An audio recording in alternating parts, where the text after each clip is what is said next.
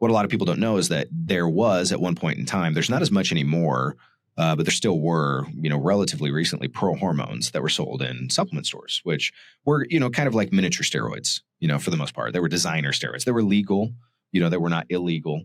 But they were essentially doing the same thing. There were different hormones that were out, and and they sold like hotcakes. And very, for a lot of companies, they were very highly profitable. But the thing you don't realize is some of these biggest companies that are out today started as pro-hormone companies, and they started selling pro-hormones first.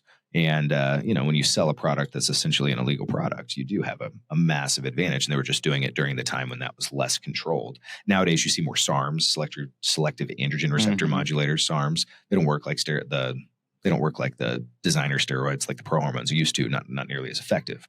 Claim that they're safer. I wouldn't trust them.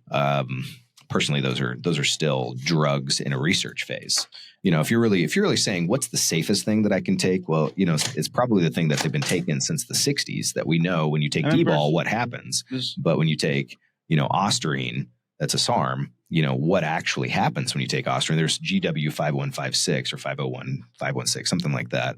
And that was, I think, cardarine or something like that. And I think the studies showed that it actually was starting to cause like a heart valve damage or something. And that was something they sold at supplement stores for a long time.